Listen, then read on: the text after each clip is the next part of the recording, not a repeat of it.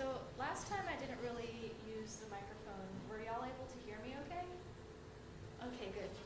Because the microphone is loud and scary when you're not quite good at the language. Okay. Make sure I've got this. Okay. All right, so there's some new words in here. I might stumble a little bit, but thank you guys for your patience as I learn through talking here. Okay. 지난주에 언약에 대하여 배웠어요. 우리는 그동안 하나님께서 아름답고 좋은 세상을 만드시고 인간과 함께 동역하며 살기를 계획하신 것에 대하여도 공부했습니다. 하나님께서는 인간을 하나님의 자녀로 삼아주시고 아버지 하나님이 창조하신 세상을 하나님처럼 서로 사랑하고 섬기며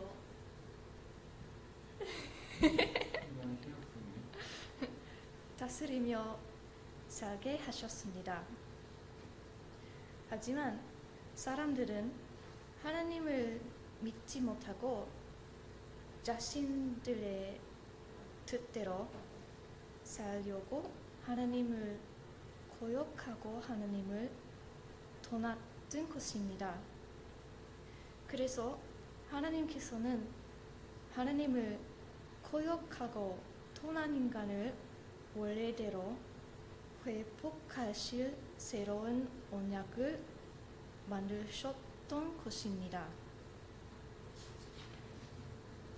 그리고 우리는 지난주에 언약이란 특별한 계약의 종류인데 보통은 큰 나라랑 작은 나라 사이에 맺게 될 때 사용한다는 것을 배웠습니다. 언약을 맺은 사람들은 서로 약속한 상한을 반드시 지켜야 합니다. 인간이 지켜야 할 사항은 하나님이 우리는 사랑하신 것처럼 우리도 서로 사랑하며 사는 것입니다. 하지만 인간은 그 약속한 사항을 모두 지킬 수 없었습니다. 그래서 하나님께서 직접 예수님으로 이 세상에 오셔서 인간이 지킬 수 없는 그 하나님과의 약속을 우리를 대신하여 지켜주신 것입니다. 그러므로 하나님과 인간이 원래 하나님과 함께 살아갈 수 있는 길이 회복된 것입니다. 그것은 아주 기본적인 이야기입니다. 하지만 우리가 알아야 할 더 많은 것들이 있습니다. 이번 주에는 우리는 성경이 무엇인지 배울 것입니다. 하나님에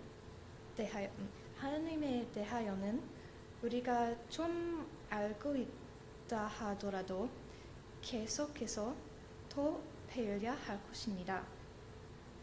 제 이야기를 좀 나누려고 합니다. 저는 중고품 가게에서 오래된 책을 사서 읽기를 좋아해요. 오래된 책간에서 어떤 데는 재미있는 것들을 책장들 사이에 꿰어져 있는 경우가 있습니다. 예를 들면 유명한 그림이라든지 정말 아름다운 사람을 노래하는 시가 적힌 쪽지라든지 또는 아주 괴그한 우표를 발견할 때도 있습니다. 그런 것들을 볼 때 저는 누가 이전에 이 책의 주인이었나를 생각합니다. 그는 과연 이 책을 읽으면서 무슨 생각을 했을까를 생각해 보는 것입니다.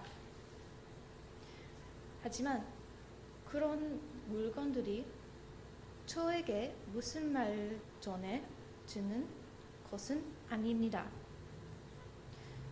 저도 그 물건들을 통해서 많은 것을 배우게 되겠지만, 그러나 그 책 갈피에 그려져 있던 것들은 그 사람에게는 아주 특별한 의미가 있었을 것입니다. 책을 쉽게 읽을 수는 있지만 내용을 진짜 이해하고 싶으면 더 깊게 공부를 해야 됩니다. 예를 들면 이 책은 누구 썼는지, 왜 썼는지, 그리고 누구한테 쓴 것인지, 왜 썼는지, 또 누구를 위하여 쓴 것인지를 알면 훨씬 더 내용을 완벽하게 이해할 수 있을 것입니다. 그냥 단순히 읽을 수 있지만 그렇게 되면 많은 중요한 것들을 놓치고 말 것입니다. 그래서 당연히 성경을 읽을 때는 성령께서 우리는 도와주는 것입니다. 하지만 더 공부하면 더 빨리 배울 것입니다. 오늘은 성경은 누구 썼으며 왜 썼는지, 그리고 누구를 위하여 썼는지를 공부하게 됩니다. 그리고 다음 주에는 성경에 대한 완전한 이야기를 공부하게 될 것입니다. 고맙습니다. The Bible. It's one of the most influential books in human history. It explores the big questions of why we exist. It's inspired many people to do amazing things. And confused many others. And you've probably got one sitting around somewhere. So, what is the Bible actually? Well, the Bible is a small library of books that all emerged out of the history of the people of ancient Israel. And in one sense, they were just like any other ancient civilization. But among them were a long line of individuals called prophets. And they viewed Israel's story as anything but ordinary. They saw it as a central part of what God was doing for all humanity. And these prophets were literary geniuses. Really? Yeah, they expertly crafted the Hebrew language to write epic narratives, very sophisticated poetry. They were masters of metaphor and storytelling, and they leveraged all of this to explore life's most complicated questions about death and life and the human struggle. So, there's a lot of different authors writing this book. Yeah, and these texts were produced over a 1,000-year period, starting with Israel's origins in Egypt, then leading up to their kingdom with their first temple. But eventually, they were conquered by the Babylonians, who took them away into exile. Then, at a crucial moment in their history, many Israelites returned to their land. They built a second temple, they reformed their identity, and this is when the Jewish scriptures began to be formed into the shape that we have them today.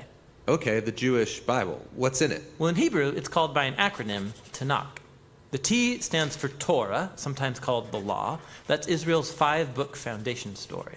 The N stands for Nevi'im, the Hebrew word for prophets. And this section consists of the historical books that tell Israel's story from the prophet's point of view. Then you get the poetic books of the prophets themselves. The K stands for Ketuvim, the Hebrew word for writings. This is a diverse collection of poetic books, wisdom books, and more narrative. And the Jewish people believe that through all of these literary works, God speaks to his people. Now, there were other Jewish writings being produced during this Second Temple period as well. Yeah, a really diverse group of texts. And these too were highly valued in Jewish communities. And there was debate from ancient times about whether or not some of these should be considered part of their scriptures. So, this is a lot of different writings over a long period of time. Why did they put them all together like this? Well, altogether, these texts tell an epic story about how God is working through these people to bring order and beauty out of the chaos of our world. And it all builds up to a hope for a new leader who would come and renew all creation. And then the Tanakh concludes, and this leader never comes. So it's an expertly crafted work, but it's missing an ending? That's exactly right. Now, a few centuries later, a Jewish prophet comes onto the scene named Jesus of Nazareth. He claimed he was carrying the Tanakh story forward. Yeah, so Jesus did a bunch of cool stuff, was killed, but his followers claimed he was alive from the dead. Yeah, they said that Jesus was that long-awaited leader who would restore the world. And so his earliest followers, called apostles, they composed new literary works about the story of Jesus. They called these Good News, or the Gospel. They formed an account called Acts about the spread of the Jesus movement outside of Israel. And then they circulated letters to different Jesus communities all around the ancient world. And they saw these writings as part of the scripture. Yeah, the apostles wrote all of this as the fulfillment of that epic story found in the Tanakh. And they were continuing the literary genius of the Jewish tradition.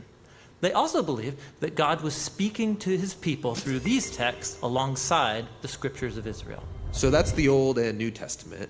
But what did the early Christians think of the other Second Temple literature? Well, different groups had different views about some of these books, but we know they read them and valued these texts because they passed them along with the Jewish scriptures. Okay, so we've got the Tanakh, the Jewish scriptures. We got these other Second Temple period works. Then the writing of the apostles about Jesus. And that's a lot of literature, so what's in my Bible?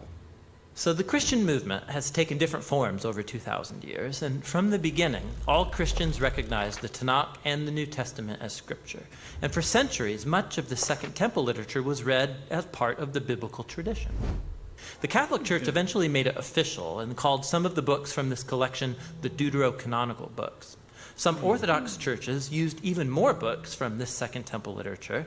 And then in the 1500s, during the Reformation, Protestant Christians wanted to go back to the oldest writings of the prophets and apostles, so they accepted only the Old and New Testaments. Okay, I think I got it. But how does a collection of books produced over 1,000 years by all these different authors tell one unified story? Yeah, that's the question we'll address in our next video.